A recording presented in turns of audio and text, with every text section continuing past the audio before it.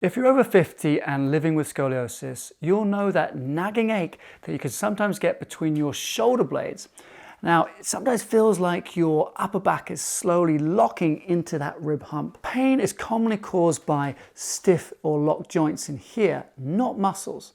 Now, in this video, I'm going to share my 5-step program that I teach my scoliosis clients to beat this common problem without ever having to go to a massage therapist, a physical therapist, or even a chiropractor. First, we want to get the muscles to relax. Now, they're tight because your joints are stuck.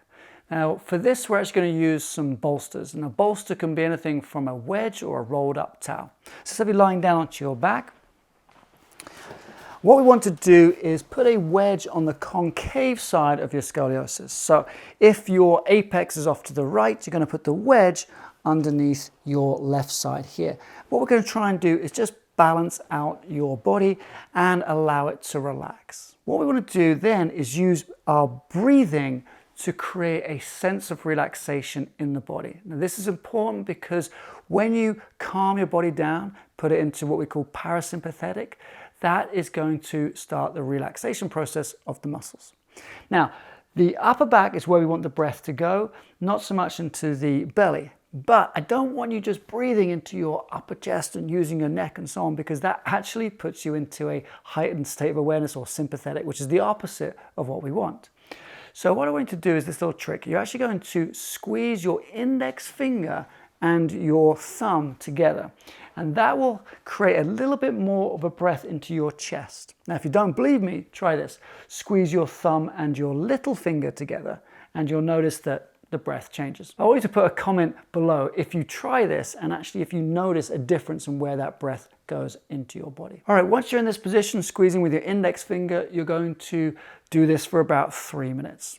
But if you lead a high octane life and you run on adrenaline, you might need 5 minutes before you feel your body calming down and relaxing. Now we need to deal with the knots in these muscles. Now, I like to think of these as the exhaust that's getting stuck. So you take the exhaust from your car and you need to clear it out, otherwise the engine fails. The same thing happens with your muscles. They actually burn energy, and if those waste products are not going out, they can get stuck and they can create problems with your muscles. So you're going to use a foam roller to put pressure on those muscles to help get that waste product out of your tissues. Now I'm going to show you 3 different levels, and I want you to choose one based on your fitness and your bone density. This first one I'm going to show you is the hardest, so don't do this if you don't go to the gym, you don't do any exercise, and you know you have osteoporosis. If that's you, then I want you to do the 3rd level, and that's up against the wall, and I'm going to show you that in a minute. So the first level is this. You're going to take that bolster out from underneath your shoulders and put it underneath your head, maybe even with a pillow. Then you're going to take a foam roller. Now I've got a foam roller here. This is called a travel roller. It's a little bit smaller than the regular rollers, but it will do. You're going to put that underneath your back into that area where it's sore and then just roll down onto it. Now in this position, it's key that you don't move up and down on the foam roller like you see people do in the gym or maybe even on some YouTube videos. That is not a good approach to your spine. I want you to just stay in one spot, relax, deep breathe, and hold this for 2 minutes. Once you felt the muscles relax, or after 2 minutes, you may feel that you want to move to a different spot. This is where you actually roll. So let's just say you've got another spot in your back, you're going to move down to that. Perfect. You simply roll to the next one. Then you hold it still for another 2 minutes. The next level is to take a ball. This is a massage ball. It has a little bit of give in it, so you can use a tennis ball or something like that. And you're going to be more focal or focused onto that area that hurts.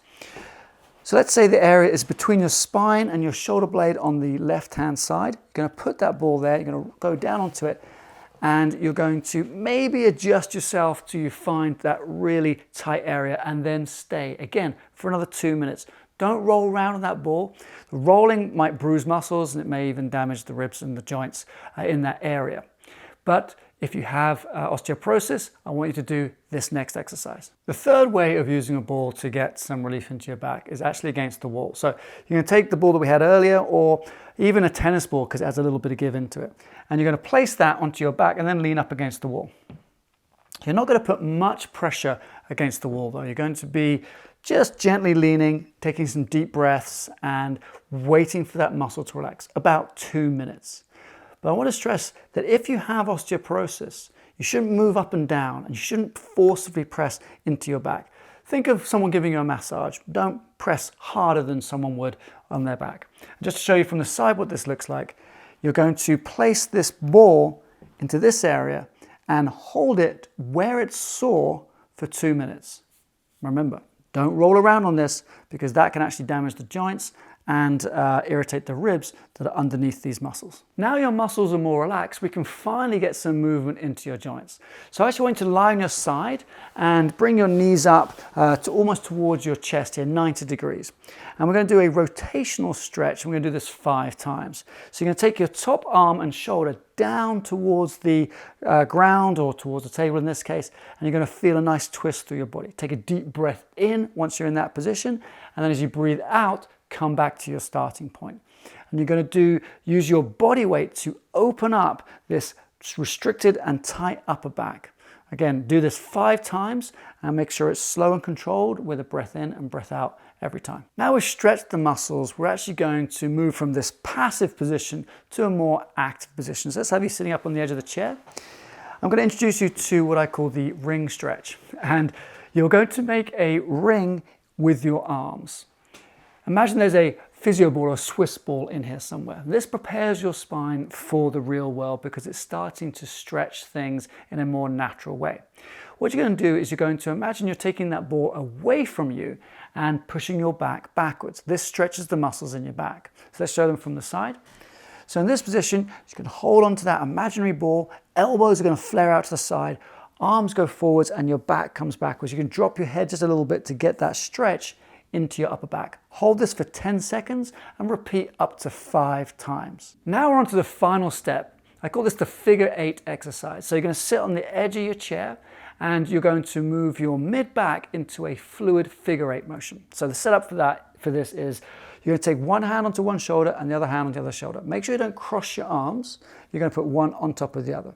Then you're going to take that ball that you had from earlier. If you haven't got it, just use a orange or an apple or something like that, and you're going to put it underneath your elbows, squeezing towards your chest.